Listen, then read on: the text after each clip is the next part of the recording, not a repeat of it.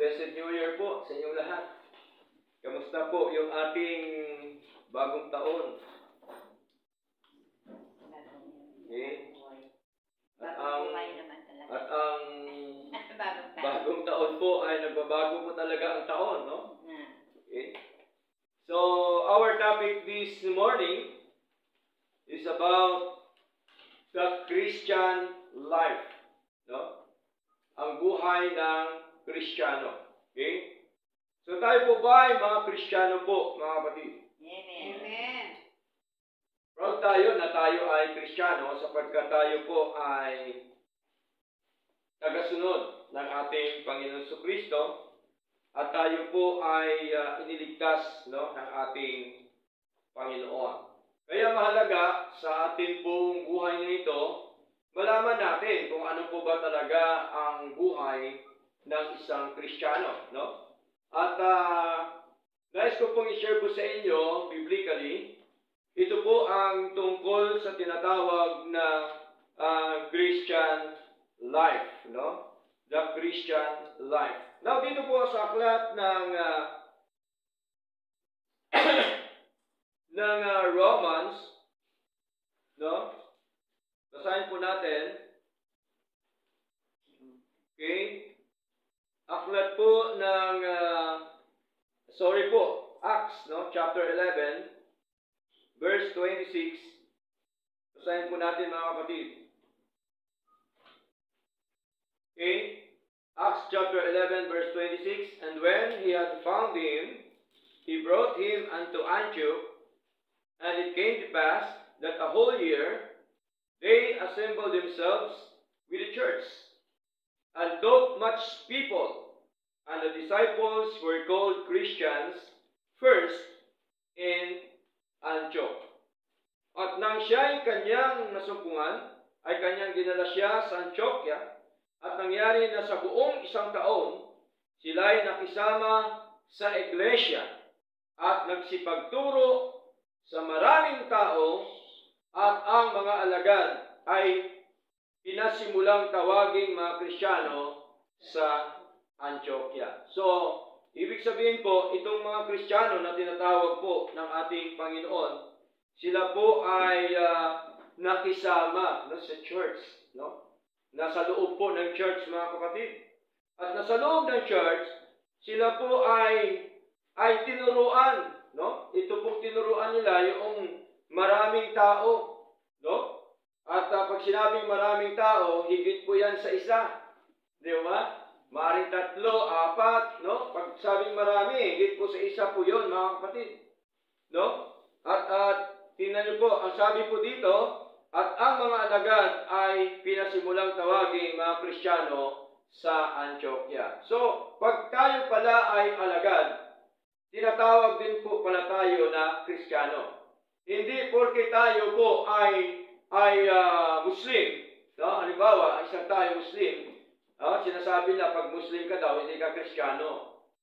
Yan po ang sinasabi ng marami. Pagka daw ay ikaw Christian naman, hindi ka Muslim.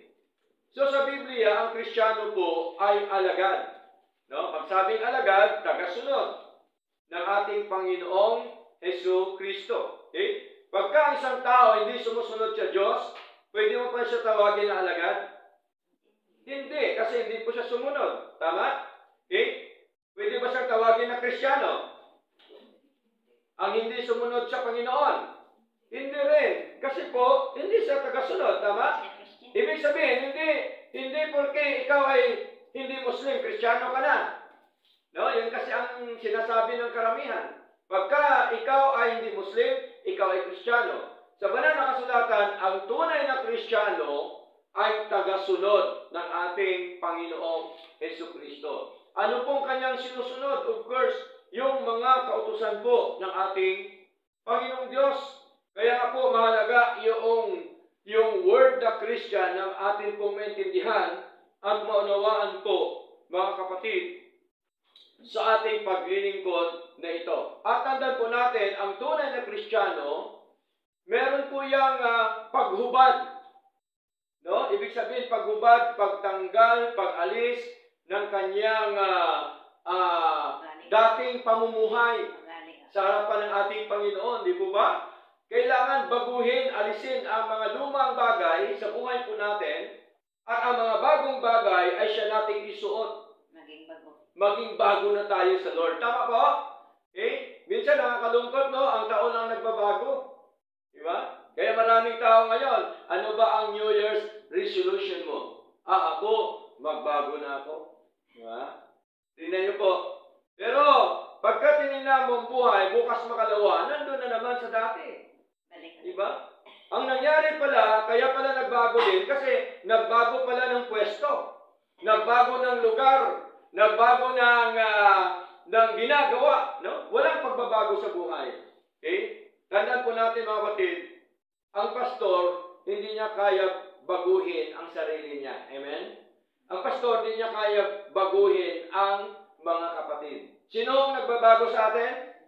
Si Lord ang siyang nagbabago sa atin. Yung Diyos, hanggat hindi po tayo kilusin ng Panginoon, hanggat hindi po tayo baguhin ng Panginoon, mga kapatid, nandun po yung tinatawag po na struggle po talaga sa paglilingkod po sa ating Panginoon. Di po ba? Kaya, ating ngayong tunghayan o ating ngayong tingnan, no? Ang mga bagay na nais po ng ating Panginoong Diyos. Okay? So, basahin po natin ang aklat po ng maganda po dito sa isang Tagalog, no? Aklat po ng Colossus, no? Colossus chapter 3, no? Sa ating binasa po kanina, mga kapatid. Okay? Colossus chapter 3, para po maintindihan natin yung buhay ng isang Kristiyano, no? Kasi baka mamaya sinasabi lang natin na Kristiyano tayo, pero yung biblically na pamumuhay ay wala po sa atin. Colossians chapter 3, verse 8. Okay? O verse 5, no? Colossians chapter 3, verse 5 hanggang sa mga sumusunod. Sabi po dito, sa wikang Tagalog, patayin sa makatuwid ang inyong mga bahaging katawan na nasa ibabaw ng lupa. Pag sinabi ho patayin, hindi ho saksakin mo ng kutsilyo ang sarili mo, hindi ho ganon. Ba? Kasi baka ma-misinterpret po natin yung sinasabi. Pag sinabi po na patayin, ibig sabihin, alisin, iwaksi, tanggalin. Tama? Tanggalin, no? Alisin, tanggalin, patayin sa makatuwid ang inyong mga bahaging katawan na nasa ibabaw ng lupa. Ano po yun? Nasa buhay po natin. Pakikiapid, no? Karumihan, malabis na pagnanasa, di po ba? Masamang pita at kasakiman na ito ay pagsamba sa mga Diyos-Diyosan. Tingnan niyo po, malinaw po yan mga kapatid, no? Ito palang tanggalin natin, alisin natin sa buhay po natin. Sa verse 6, sapagkat dahil sa mga bagay na ito, ang pagkapuot ng Diyos ay dumarating sa mga anak ng di pagtalima. Verse 7, na sa mga ito, kayo rin ay lumakad ng minsan nang kayo ay nabubuhay pa sa mga ito. Totoo po yun, no? Dati ang buhay po natin, wala pa tayo kay Lord. Talaga hong miserable, talaga hong puro pita ng laman yung ating ginagawa, no, sa harapan ng ating Panginoon. Puro kasiyahan, puro kamunduhan yung ating ginagawa dati nung tayo po ay wala pa sa ating Panginoon. Verse 8, datapot ngayon ay alisin din ninyo ang lahat ng mga ito. Tingnan nyo po, alisin ninyo ngayon. Kailan po alisin? Bukas ba? Sunod taon ba? Sunod araw ba? Kailan daw nating alisin? Ngayon. No? Now. No? Datapot ngayon ay alisin din ninyo ang lahat ng mga ito. Ano pong alisin natin? Ano po ang hubarin natin? Ano po ang patayin natin? Ano po ang alisin natin sa ating mga buhay? No? Sabi po dito, pagkagalit, no? Pagkapuot, malisya, kalapastangan, di po ba? No? Mahalay, mula sa inyong bibig. Kaya po, kung sino pa po dito ang nagmumura, tanggalin na po natin, mga kapatid. Okay? Sapagkat malinaw po, mahalay na pananalita mula sa inyong bibig. Hindi lang po pagmumura, kundi yung mga green jokes na yan, hindi na po dapat. Tama po? Okay? So, ano pa po mga kapatid? Huwag magsinungaling sa isa't isa. Tingnan niyo po mga kapatid. Ito pala ang tanggalin natin. Ito pala ang iwaksi natin, no? Sa ating buhay. Tingnan niyo po. Pag sinabi po na put off the old man, ibig sabihin, alisin yung dati nating pamumuhay. Tama? Ang dating pamumuhay, ito po yon, yung binabanggit po ng ating Panginoon. Ano pa po sabi dito? Verse 9, huwag magsinungaling sa isa't isa, nakikitang hinubad na ninyo ang lumang taong kasama ng kanyang mga gawain. Tingnan niyo po, mga minamahal, no? Kasi hinubad na po natin yon nung tayo po ay kinilos ng ating Panginoon. Kaya dapat, huwag na po nating balikan. Amen po? Ito po ang sabi ng ating Panginoon eh. Hindi po ako nagsasalita po nito, mga kapatid. Ang ating Panginoon. Verse 10, ano pa po sabi dito? At isinuot na ang bagong tao. Ito po yun ang bagong tao na isuot po natin, no? Sa ating paglilingkod po sa Lord. Na nabago sa kaalaman ayon sa anyo niya na lumikha sa Kanya. Tingnan niyo po. Yung isinuot natin na bagong tao, ito po yung nabago sa kaalaman na ayon sa lumikha sa Kanya, lumikha sa atin yung Diyos. Amen po? Siya po ang lumikha sa atin. Kaya ano pa po sabi dito? Kung saan wala ng Grego ni Hudyo, pagtutuloy, barbaro, no? Alipin, Himalaya, kundi si Kristo ang lahat at sa lahat. Sa madaling salita, mga kapatid, wala hong pinipili ito, mga minamahal. Lahat dapat ng mga Kristiyano, ang kanyang buhay, dapat po ay maging kaaya-aya po sa harapan ng ating Panginoon. Verse 12, ano sabi dito? Isuot sa mga tuwid. Ano pong isuot natin? No, pagkatapos nating hubarin ang lumang pagkatao, isuot naman natin. Anong isuot po natin? Isuot sa mga tuwid, gaya ng mga hinirang ng Diyos. Tayo po ba hinirang ng Diyos? Amen. Tayo pong lahat hinirang po ng Diyos. Lahat po yan ng Kristiyano, lahat po ng mga ligtas, mga hinirang po yan ng Diyos. Kailan po tayo hinirang ng Diyos? Before the foundation of the world. Kaya po ang kaligtasan eternal ng ating Panginoon, hindi po yan tsamba. No? Iyan po ay nakaplano before the foundation of the world. Kaya ito po, mga kapatid, isuot sa mga tuwid, gaya ng mga hinirang ng Diyos, banal at iniibig ang kaloob-looban ng mga kahabagan, kabaitan, kababaan ng pag-iisip, kaamuan, pagbabata, magtiisan sa isa't isa, at magpatawaran sa isa't isa. Kung ang sinumang tao ay may paratang laban kaninuman, kung paanong pinatawad kayo ni Kristo, ay gayon din ang gawin ninyo. So, ibig sabihin, yun pala ang isuot natin. Yung atin pong pagtitiis, pagbabata, no? Paghihirap sa ating Panginoon.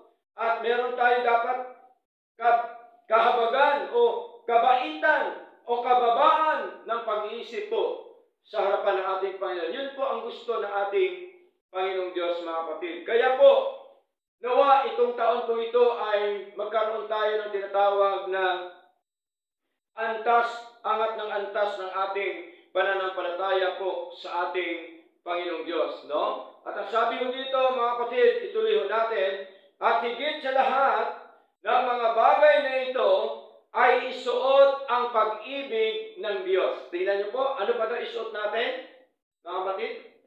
Pag-ibig ng Diyos. Okay? Ang Diyos po ba ay umiibig sa atin? Umiibig po sa atin. Siya nga po ang unang umibig sa ating mga kapatid. Kaya, isuot din natin ang pag-ibig ng Diyos sa atin. na ito ay ang buklod ng kasakdalan. Ito po yun ang kasakdalan, no? Buklod ng kasakdalan, ang pag-ibig po ng Diyos. Kaya po, ang pag-ibig po ng Diyos, wala pong katulad. Amen? Ang pag-ibig ng Diyos, talaga hong nandoon yung unconditional love ng Panginoon sa buhay po natin. Okay? Wala ho yang kapalit. Amen? Wala hong kapalit ang pag-ibig ng Diyos sa atin, mga kapatid. Hindi kayang palitan ng anumang mga bagay sa mundo ito. Kaya ito po'y nagbubuklod ito ng kasakdalan sa mga Kristiyano, sa mga mananampalataya. Okay? Next po, mga kapatid, verse 15. At hayaan ang kapayapaan ng Diyos ang maghari sa inyong mga puso. Tingnan niyo po, mga kapatid, napakahalaga yung kapayapaan po sa buhay po natin. Ano mo naman yung ikaw mayaman kung ang buhay mo naman ay magulo, walang kapayapaan po sa harapan ng ating Diyos na buhay. Wala din po yun, mga kapatid. Kaya napakahalaga yung kapayapaan ay maghari sa ating puso. Kaya iyan ang gusto ng Panginoon na atin pong isuot, atin pong yakapin, no? Sa ating paglilingkod nito, nang sabi po ng Lord, na dito rin ay tinawag kayo sa iisang katawan. Tandaan po natin, ang mga Kristiyano, tinawag po yan ng Diyos. Amen po? Kaya po, hindi tayo ang tumawag sa Diyos, kundi ang Diyos ang siyang tumawag sa atin. Ano sabi po sa John chapter 15, verse 16? Ano sabi doon? Ye have not chosen me, but I have chosen you. Hindi kayo ang pumili sa akin, kundi, sabi ni Lord, ako ang pumili sa inyo. Tingnan niyo po, mga kapatid. Kaya po, nung tayo po'y nagkamalay, nagkaroon po ng pagka-interes, no? Sa paglilingkod sa ating Panginoon.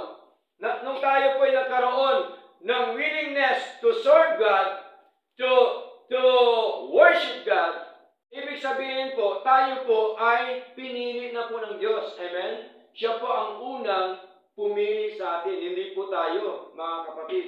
Okay? Kaya bang pumili ng patay? Spiritual? Walang malay po ang patay, di po ba? Oh. Anong gagawin ng patay? Spiritual.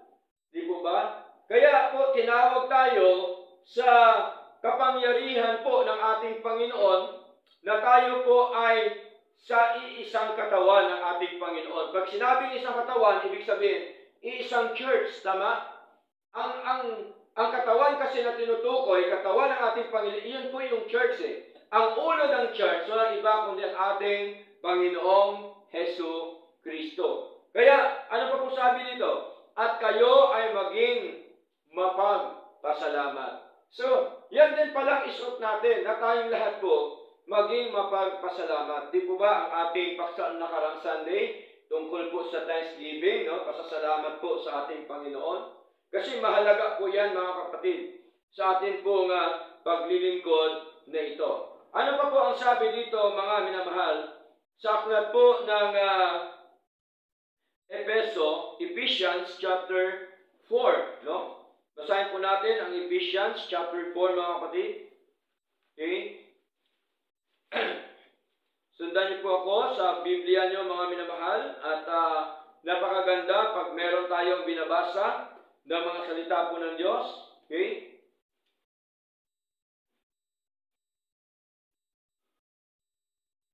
Ephesians chapter 4, verse 21. Ang sabi ko dito sa wikang Tagalogin na po natin para mas lalo natin maintindihan, no? Ang mga bagay na ito hanggang sa mga sumusunod po. Sabi dito sa verse 21, kung tunay na siya ay narinig ninyo, sinong siya? Yung ating Panginoon.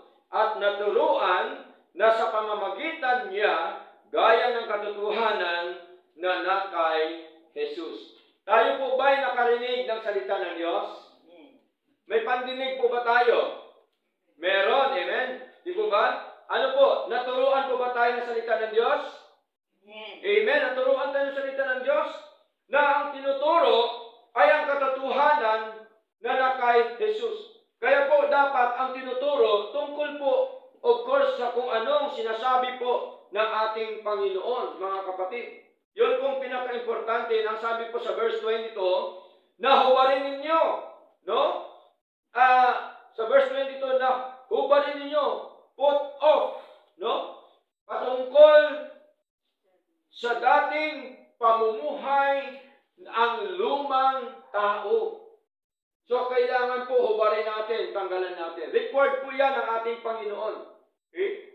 Required po lahat, maging ang pastor, lahat tayo, required po na tanggalin ang lumang pagkatao, ang lumang pamumuhay na hindi po kaaya-aya sa harapan ng ating Panginoon. Na ang sabi pa po dito, na sumasama alinsunod sa mapaninlang na mga pita. Tingnan niyo po, ito pala ay masama. Sabi po ng ating Panginoon, no, sumasama pala ito sa buhay po natin. At ang sabi po, ito po pala ay mapanlinlang na mga pita. No? Ibig sabihin, pag sinabing pita, yung ginagawa ng laman sa harapan ng ating Panginoon. Verse 23, at maging bago sa espiritu ng inyong kaisipan. Kaya dapat ang kaisipan po natin ay punong-puno dapat ng mga espiritual na mga bagay sa harapan ng ating Panginoon. Kaya po, required din ang pagbabasa natin araw-araw ng mga salita po ng Diyos. Kasi para ang ating kaisipan, mapuno po ng mga aral ng ating Panginoon, mga kapatid. No? Kaya minsan ay medyo natatakot tayo, parang alanganin tayo mag-share kasi po, kailangan puno ang ating mga kaisipan ng mga salita po ng Diyos, mga kapatid. So verse 24, at upang isuot ninyo ang bagong tao ayon sa Diyos ay nilalang sa katwiran at tunay na kabanalan. Tingnan niyo po, sino ho naglalang sa atin? Ang Diyos, mga kapatid. Nilalang tayo sa kanyang katwiran at tunay na kabanalan. Tandaan po natin, wala hong banal sa atin ni isa. Amen po? Lahat tayo nagkakasala, pero yung tungkol po sa banal, tinuturo ko ng Panginoon, inutos niya. Nang sabi po ni Lord, be holy, for I am holy. Okay? Magpakabanal kayo, sapagkat ako ay banal. Utos po niya yan, na tayo po ay magpakabanal. Kaya, kung ating itong susundin, yung mga bagay na ito, na sinasabi po ng ating Panginoon, siya po na tayo po ay maging matuwid, maging maayos, at tayo po ay merong tinatawag na kabanalan sa harapan po ng ating Panginoon.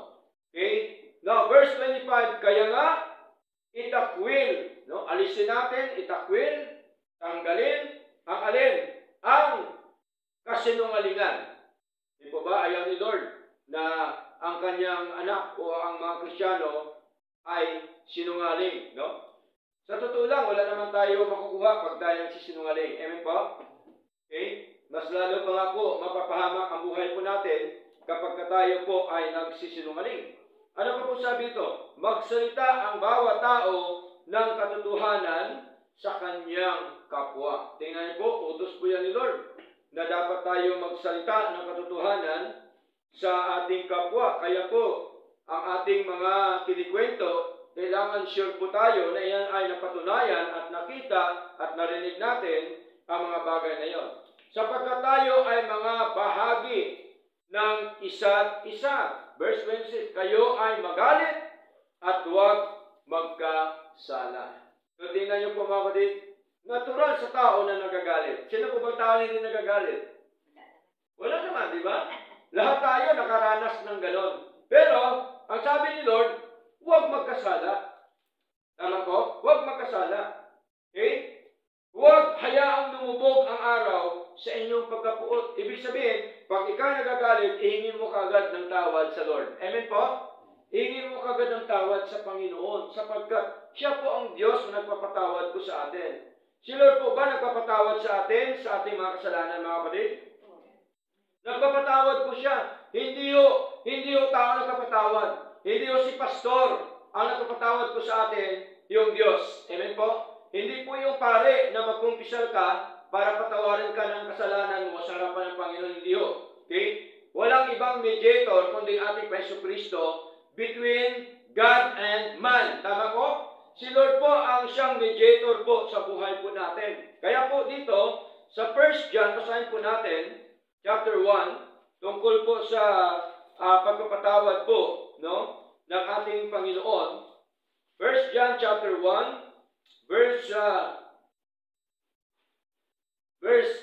8 up to verse 9. Sabi po dito sa wikang Tagalog, kung sinasabi natin na tayo ay walang kasalanan, ay nilililang natin ang ating sarili. At ang katotohanan ay wala sa atin. No? Kaya tayo nagkakasala because of our flesh. No? Of our flesh. Ito po yung laman. Nasa laman pa po kasi tayo. Pero hindi po porke sa laman tayo, gagawa na lang tayo ng kasalanan na gagawa. No? Parang di na-justify mo na lang na, nasa laman ako, gagawa ko kasalanan. Ay, hindi po ganun mga kapatid. Sapagkat tayo po tinuturuan po ni Lord na tayo po ay magpakabanal. Ang sabi ko dito, ay nililing lang natin ang ating sarili at ang katotohanan ay wala sa atin. Ano pong gawin natin pagka tayo nakasala? Verse 9, kung ipinahayag natin ang ating mga kasalanan, ay matapat at matuwid siya, sino siya? Si Lord, upang patawarin tayo sa ating mga kasalanan at upang linisin tayo mula sa lahat ng di pagkamatuwid. Tingnan niyo po, malinaw po yan mga kapatid, no? Basta tayo ay humingi ng tawad sa Lord, huwag nating patagalin, huwag natin palubugin ang araw. Kailangan agad-agad tayo humingi ng tawad po sa ating Panginoon. At malinaw po na si Lord ang siyang magpapatawad po sa atin. Ngayon, ituloy po natin, Ephesians chapter 4, mga kapatid, ay sa verse 27, ano sabi dito? Ni huwag magbigay lugar sa dyablo. Kasi delikado po pag nagbigay ka ng lugar o ng panahon o ng isang bagay, no, sa buhay mo, ay sigurado po, no, kasi ang dyablo, alam po natin, ano pong karakteristik ng dyablo? Ang dyablo po, katulad po ng isang leon na umatungal, mga kapatid, naghahanap siya ng kanyang masisila. Basahin po natin 1 Peter, mga kapatid. Ito po ang buhay o kalagayan po ng dyablo, mga kapatid. No? Basahin po natin 1 Peter chapter 5. Okay? Verse 8, no, up to verse 9, mga minamahal. Okay?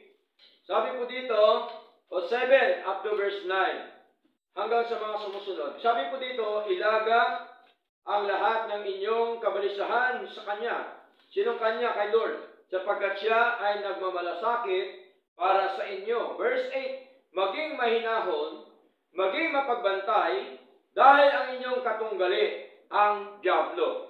So, ang dyablo pala, katunggali natin o kalaban natin, gaya ng umaatungal na leon, ay gumagala, naghanap kung sino ang kanyang maaring lamunin. Ibig sabihin, naghanap siya kung sino ang gusto niyang dayain. Tama?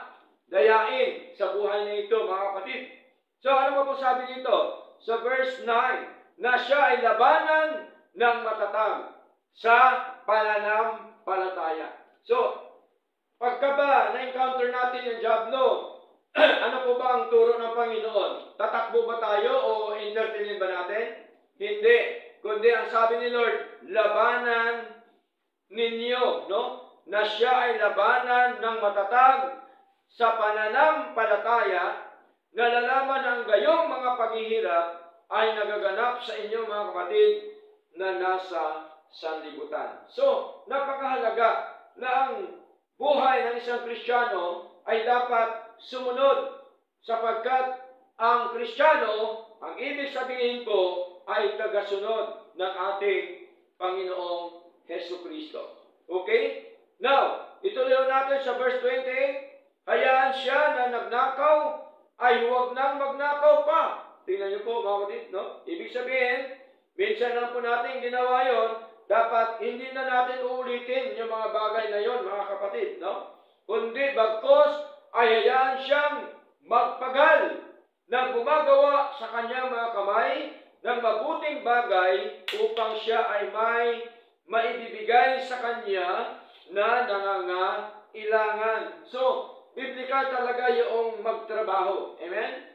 Biblical talaga ang magpagal. Okay? Biblical talaga ang magnegosyo o kailang kumita ng mga bagay para po sa ating pangangailangan. Verse 29, huwag hayaan ang masamang pananalita na lumabas mula sa inyong bibig. So ayaw po ni Lord, mga kapatid, na lalabas po sa ating bibig yung mga masasamang mga pananalita, mga minamahal. Okay? Tuloy natin, kundi yaong mabuti para magamit sa ikatitibay upang ito nawa ay magdulot ng biyaya sa mga taga-pakinig. So ang gusto ni Lord na tayo po ay magsalita ng mabuti, no? Para magamit po sa ikatitibay ng mga tao na kaharap po natin, at ito po, sabi ni Lord, ay magdulot ng biyaya sa mga nakikinig po sa atin. So, para magdulot ng biyaya, ay i-share natin ang mga salita po ng Diyos. Okay? Now, ituloy natin sa verse 30, at huwag bighatiin ang banal na Espiritu ng Diyos na nasa Kanya kayo ay tinatakan hanggang sa araw ng katubusan. Verse 31, mga kapatid, hayaan ang lahat na kapaitan at pagkapuot at pagkagalit at kaingayan at masamang pag-usap ay matakwil mula sa inyo kasama ng lahat ng malisya. Tingnan niyo po. So, dito po papasok ang tinatawag po na pag-alis, pagtanggal, paghubad ng mga bagay na ito na ayaw po ng ating Panginoon. Kaya po, ang gusto po ni Lord, gumawa tayo ng mabuti sa Kanyang harapan. Isa po sa mabuti na ating ginagawa ay ang ating pong paglilingkod sa Diyos. Amen po? Mabuti po ba maglingkod sa Diyos? Mabuti po. Isa po ito sa kabutihan sa harapan ng ating Panginoon. No? Kaya madalas ko po sinasabi na ang good works o kabutihan, paggawa ng mabuti, malawak po yan, mga kapatid. Hindi lang po isang bagay na ginawa mo, kundi marami po yan, malawak po yan, yung paggawa po ng mabuti sa harapan ng ating Panginoon. Noong tayo na po nakipag-isa kay Kristo, ano na po nangyari sa buhay po natin? Sabi ni Lord, 2 Corinthians chapter 5 verse 17, sabi po dito sa makatwid, kung ang sino mang tao ay nakay Kristo. Nakay Kristo na po ba tayo? Amen. Nakay Kristo na po tayo. Siya ay isang bagong nilalang. Tingnan niyo po. Isang bago na siyang nilalang. Ang lumang mga bagay ay lumipas na, masdan ang lahat ng mga bagay ay naging bago. Tingnan niyo po. Tunay po na merong ebidensya ang nakay Kristo. No, ang dati niyang, ang luma niyang pagkatao, lumang bagay na sa kanya, wala na. Kaya sabi ni Lord, kayo ay isa ng bagong nilalang. Yung nakipag-isa kay Kristo ay bago ng nilalang. Kaya hindi po pwede ang Kristiyano makiayon sa mundo. Amen? Amen po? Yeah. Kaya nga, ang church at state, hiwalay po talaga yun. Hindi pwede magsama po yun, mga kapatid. Sapagkat ang separation ng pangahalaga na atin pong maintindihan sa atin pong paglilingkod na ito. Therefore, if anyone be in Christ, he is a new creature. All things are passed away. Behold, all things are become new. Tingnan niyo po. Ganun po, mga kapatid, ang buhay po natin once na tayo po ay nakay Kristo na. Pag sabi kay Kristo na, tayo po ay tinubos na ni Kristo, tayo po ay pinili na ng dugo ng ating Paiso Kristo, tayo po ay niligtas na ng ating Paiso Kristo mula sa kasalanan. sa dati nating kalagayan, mga kapatid, sa ating pong mga buhay. Kaya, pasalamat po tayo dapat sa ating Panginoon sa araw-araw po nating buhay, dahil kung hindi, dahil po sa Panginoon, mga kapatid, aywan ko lang kung saan tayo pupulutin. Amen po? Kaya dahil po sa kabutihan ng Diyos, tayo po ay tinuruan ng Panginoon na ang mga bagay na dapat nating alisin o barin sa buhay po natin, kailangan po nating ubarin. Huwag nating paghinayangan po yun. Amen po? Sapagkat yun po ay basura po yan sa harapan ng ating Panginoon. Maging po yung ating daladala, yung ating pasan-pasan, no? Ang ating mga kargada sa buhay, na hindi naman kapag-pakinabang sa Diyos, tanggalin na po natin, hubarin na po natin lahat yan, alisin na po natin lahat. At tayo po ay diretso na maglingkod po sa ating Panginoon. Kaya po, ang paglilingkod na pangalaga ay dire-diretso po sa ating Panginoon, mga kapatid.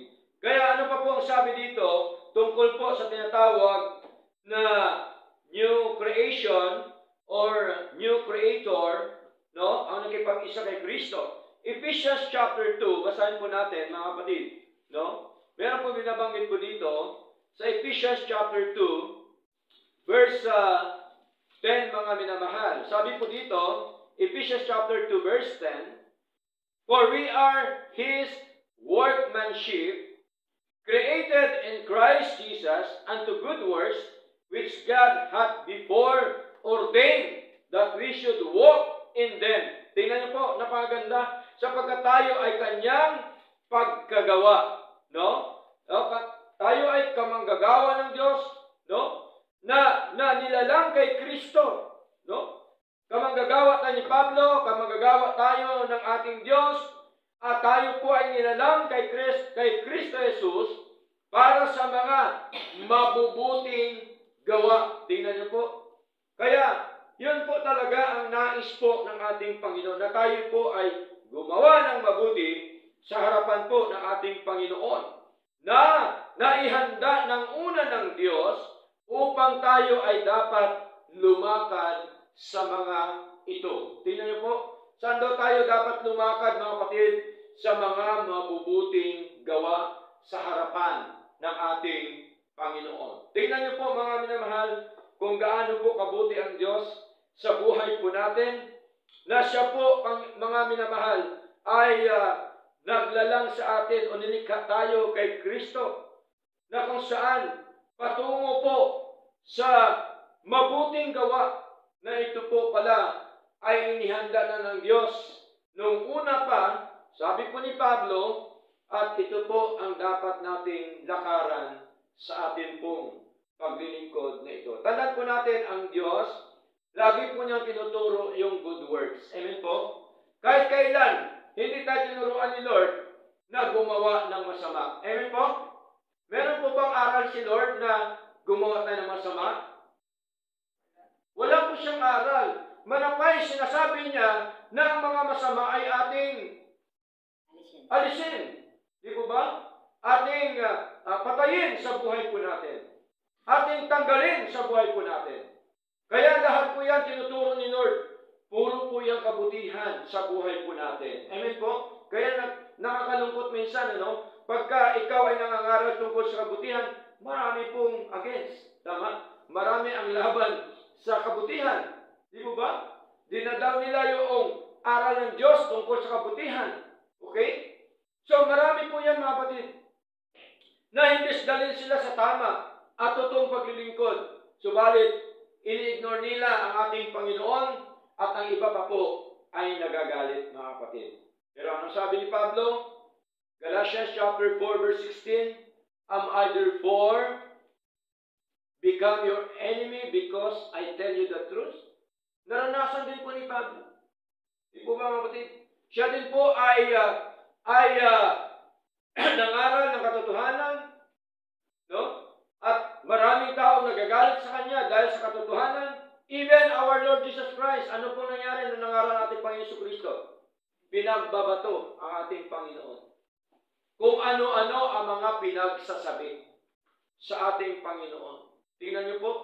Even Paul, kinulong siya dahil sa pangangaral po ng mga salita ng Diyos.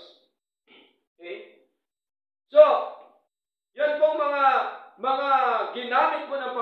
makita ho natin kung gaano sila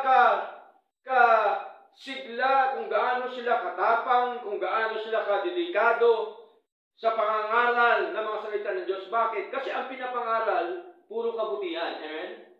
Puro po sa atin, sa paglilingkod nito, para hindi tayo mapariwala, para hindi po tayo maging hindi maganda ang ating kalagayan sa harapan ng ating Panginoon, manapay ang ating buhay, ang gusto ni Lord ay maging maayos po at maging matagumpay sa kanyang harapan. Amen po? Sino ba naman ang magulang na mapahamak po yung kanyang anak? Di ba wala naman? Tama po? Ganun din po yung ating Diyos. Ayaw po ni Lord na tayo po ay mapahamak. Kaya po, lagi po nandito ang kanyang payo, lagi po nandito ang kanyang mga salita upang tayo payuhan, mga kapatid, sa ating buhay na ito. Nabasahin po natin ang Romans chapter 6, mga minamahal. Meron din pong binabanggit po dito, muli ang ating kapatid na Pablo, sa Romans chapter 6, no? Verse 1 up to verse 2, ang sabi po dito, ano ba ang ating masasabi kung gayon? Tayo ba ay magpapatuloy sa kasalanan upang ang biyaya nawa ay sumagana? Huwag nawang ipahintulot ng Diyos. Paano ba tayo na mga patay na sa kasalanan ay mabubuhay pa ng matagal dito? Verse 6, ituloy natin ang verse 6, tanong ko sa verse 6. Nalalaman ito ng ating lumang tao ay ipinako sa krus. Tingnan niyo po, nakasama niya upang ang katawan ng kasalanan nawa ay mawasak upang mula ngayon ay hindi na tayo dapat maglingkod sa kasalanan. Tingnan niyo po, may mga tao din pala na mga naglilingkod sa kasalanan, pero ang sabi ng Panginoon, dahil sa kanyang ginawa doon sa krus ng Kalbaryo, yung ating kasalanan, yung lumang pagkatao, mga kapatid, malinaw po na ito po ay winasak na ng ating Panginoon, mga minamahal. Upang, sabi po ni Pablo, mula ngayon ay hindi na tayo dapat maglingkod sa kasalanan. 2025 na po, mga kapatid. Kung ano po ang ating dating ginagawa na hindi ho kaya-aya sa ating Panginoon, mga kapatid, dapat alisin na po natin, tanggalin na po natin, sapagkat ang sabi po ng Panginoon ay winasak na po niya ito at ito po dapat, hindi na tayo dapat maglingkod sa mga bagay na ito. So malinaw po, mga minamahal, na sa atin pong paglilingkod, hindi ho maiwasan na tatawagin tayo na separatist. Di ba? Mga separatist yan. Hindi yan sumasama sa piyesta natin. Hindi yan sa mga kasayahan natin. Natural, alangan naman. Di po ba? Alangan naman, naglilingkod na po tayo sa Lord. Amen po? Anak na po tayo ng Diyos. Kristiyano na po tayo. Di po ba? Winasak na ni Lord ang luma nating pagkatao. Alangan naman na balikan pa natin yung makamundo na mga ginagawa. Di po ba? Okay? So malinaw po yun, mga kapatid. Kaya po, tayo ay hindi po nakikiayon sa kanilang mga piyesta. Bakit? Kasi ang piyesta nila, ang itinataas po, yung ribulto. Tama? Kaya sila may piyesta because of the image, because of the idolatry, mga kapatid, na kanina pong pasal-pasal po yan. Pinoprosesyon po nila yan, mga minamahal. Kaya po, anong sabi po dito, mga kapatid? Basahin po natin. Aklat po ng aklat po ng Isaiah. Meron pong binabanggit po dito, mga kapatid, ang ating kapatid na Isaiah po tungkol po sa tinatawag po na Diyos-Diyosan, mga kapatid, no? Isaiah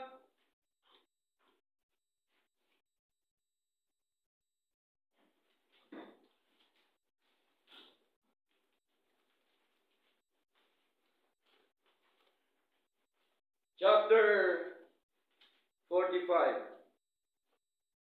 May sinasabi po dito, mga kapatid, no?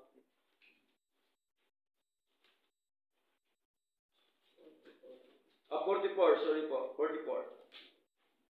Isaiah chapter 44, verse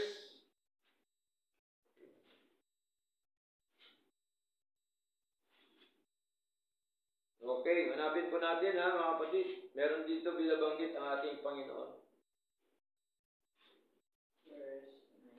Verse 9, mula verse 9. Sa wikang Tagalog, sabi po dito, silang nagbibigay anyo.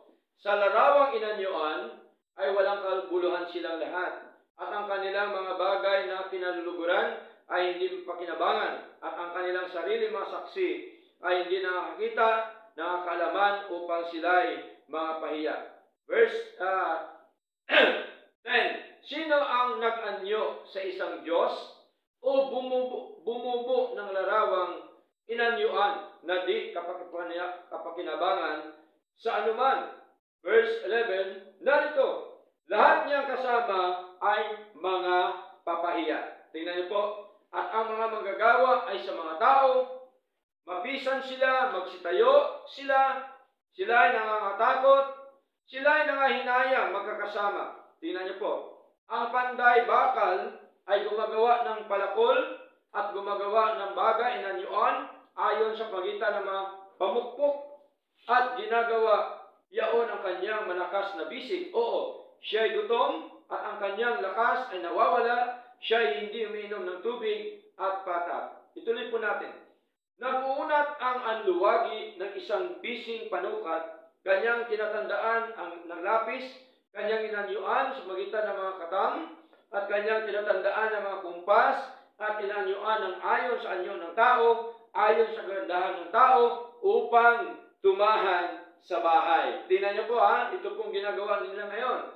Pumuputol siya sa ganang kanya ng mga sedro at kumukuha ng puno ng roble at ng ensina at pinatitibay sa ganang kanyang sarili, ang isa sa gitna ng mga punong kahoy sa gubat, siya ay nagtatanim ng puno ng abito at siya ay kinakandili ng ulan. Verse 15, kung magkagayoy, ilalaan sa tao upang ipanggatong at kumukuha siya niyaon at nagpapainit o kanyang pinanliyaban yaon at pinagluluto ng tinapay o kanyang ginagawang isang Diyos at sinasamba. Ginagawa niyang larawang inanyuan at pinagpapataripaan. Kanyang ginagatong ang bahagi niyaon sa apoy. Ang bahagi niyaon ay kinakain niya ng karne. Siya ay nag-iihaw ng iihawin at nabubusog o siya ay nagpapainit at nagsasabi, aha, ako'y nainitan, aking nakita ang apoy. Tingnan niyo po mga kapatid, at ang labis niyaon ay ginagawa niyang Diyos sa mga katoy bagay, kanyang larawang inanyuan, kanyang pinagpapatirapaan at sinasamba at dinadalanginan at nagsasabi, iligtas mo ako sapagkat ikaw ay aking Diyos. Tingnan niyo po, hindi sila nakakaalam o nagsisigunitiman sapagkat ipinikit niya ang kanyang mga mata upang sila'y huwag makakita at ang kanilang mga puso upang huwag silang kaunawa at walang nagpapaalala o meron mang kaalaman o unawa upang magsabi, aking iginagatong o aking iginatong ang bahagi niyaon sa apoy o aking naman ay nagluto ng tinapay sa mga bagay niyaon. Ako'y nag-ihaw ng karne at kinain ko at gagawin ko baga ang nalabin niyaon na pinakasuklam-suklam, magpatira pa bago ako sa puno ng isang punong kahoy. So, ibig sabihin po, yung mga ginagawa na yan, puro po yan kasuklam-suklam mga kapatid. Sa harapan ng ating Panginoon, sapagkat ayaw po ng Diyos na meron pong ibang Diyos, no? Siya po ay isang Diyos na manibughuin at siya po ang Diyos na walang katulad at wala po siyang kagaya po, mga minamahal. Now, sa Psalms chapter 115, anong sabi po dito? Basahin po natin sa wikang Tagalog, okay? Sa verse 3, 115 verse 3, o umpisa natin sa verse 1 mga kapatid. Psalms chapter 115 verse 1. Sa wikang Tagalog, huwag sa amin o Panginoon, huwag sa amin, kundi sa iyong pangalan ay magbigay kang karangalan dahil sa iyong kagandahang loob at dahil sa iyong katotohanan. Bakit sasabihin ng mga bansa, saan nandun ngayon ang kanilang Diyos? Verse 3, ngunit ang aming Diyos ay nasa mga langit. Kanyang ginagawa ang kanyang ibigin. Verse 4, ang kanilang mga Diyos-Diyosan ay pilak at ginto, yari ng mga kamay ng mga tao. Sila'y may mga bibig, ngunit sila ay hindi nagsasalita. Nagsasalita ba ang ribulto? Hindi. No? Ano pa? Mga matay meron sila, ngunit hindi sila nakakita. Bulag pa rin. Verse 6, sila'y may mga tainga, ngunit hindi sila nakakarinig. No? Kahit man bulyawan mo pa yan, mga kapatid, di yan marinig. Mga ilong ay meron sila, ngunit hindi sila nakakaamoy. Tingnan niyo po, verse 7, meron silang mga kamay, ngunit hindi sila nakakatangan. Mga paa ay meron sila, ngunit hindi sila nakakalalakad. Tingnan niyo po, mga kapatid, kaya po, minsan pag may sunog, ano una na naligtas? Yung puo nila, kasi hindi nga makakalakad po yun. Tama po? Tamang sabi po ng ating Panginoon, no? May mga paa, ngunit hindi nakakalakad. Ano pa po? Ni nangagsasalita man sila sa kanilang mga ngala-ngala. Verse 8, ang nagsisigawa sa kanila ay magiging gaya nila o bawat tumitiwala sa kanila. Tingnan niyo po, no? Yung gumawa pala nito ng Diyos-Diyosan at tumitiwala dito, maging katulad pala ng Diyos-Diyosan na kahit man sila ay may mata, ngunit hindi makakakita. May tainga sila, hindi sila makakarinig. May paa sila, hindi sila makakalakad. May kamay sila, hindi sila makakatangan. Estatwa ang labas. Tama po? So, paano sasabihin ng Diyos yan, mga kapatid? Samantala, ang sabi ng Panginoon, ng ating Panginoon Kristo, God is a spirit, and they that worship Him must worship Him in spirit and in truth. Ang Diyos ay Espiritu, sambahin siya sa Espiritu at katotohanan. So, malinaw po yan, mga kapatid, na yan po ay kasama po yan ng ating pagiging Kristiyano, na kung saan ialisin natin, tanggalin natin ang mga dati nating pagkatao, ang dating mga bagay na ginagawa natin, na hindi kaya-aya po sa harapan ng ating Panginoon, at dapat tayo po ay itong 2025 ay mag-move on na tayo, dito na po tayo sa tama at totoong paglilingkod, at ang mga tinuturo ng Panginoon na siya po ay sambahin sa Espiritu at katotohanan, at tayo po ay lagi pong gumawa ng mabuti po sa harapan ng ating Panginoong Diyos na buhay. Kaya po, mga minamahal, napakahalaga na gumawa tayo ng mabuti sa harapan ng ating Panginoon, at hindi dapat tayo mapagod sa paggawa ng kabutihan po ng ating Panginoon. Basahin po natin Galatians chapter 6, no? Ano po sabi dito ni Pablo, mga minamahal? Galatians chapter 6, no? Huwag dapat tayo mapagod sa paggawa ng mabuti kasama po ang ating paglilingkod sa ating Panginoon, no? Kasi maraming mga Kristiyano ngayon napapagod na, no? Sa paglilingkod po sa ating Panginoon. Hindi po ganon. Ang tinuturo po ni Lord na huwag tayo mapagod.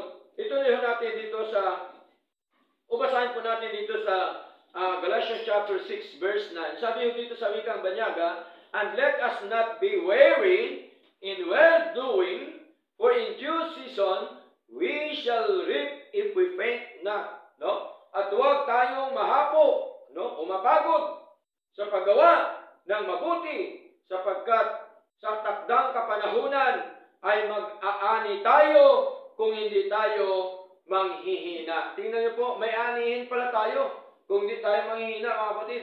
Okay? Ano pong anihin natin kapag tayo ay gumagawa sa mga kalooban po ng Diyos? Pagpapala. Tama?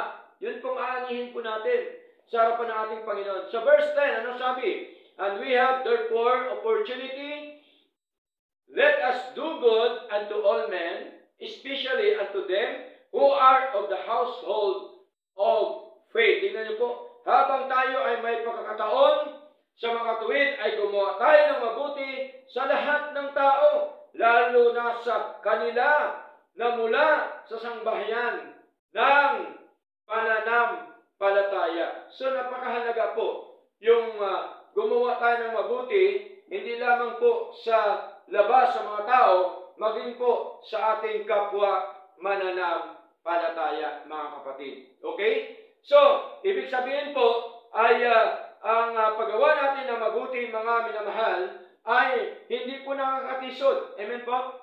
Pagka gumawa ka ng mabuti, ibig sabihin hindi ka nakakatisod sa isang kapwa mananampalataya, mga minamahal. Kaya ito po ay laging tinuturo sa atin ng Panginoon, sapagkat ang gusto ni Lord na hubarin na natin ang dati nating pagkatao, and then isuot po natin ang mga bagong pagkatao o ang bagong mga bagay na nais po ng ating Diyos na buhay.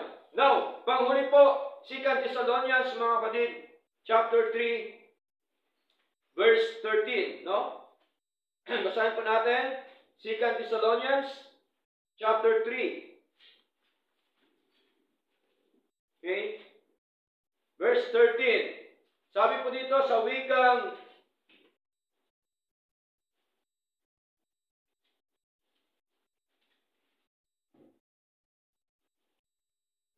Okay? 2 Thessalonians chapter 3. Mga kapatid. Ano pala ito yung aking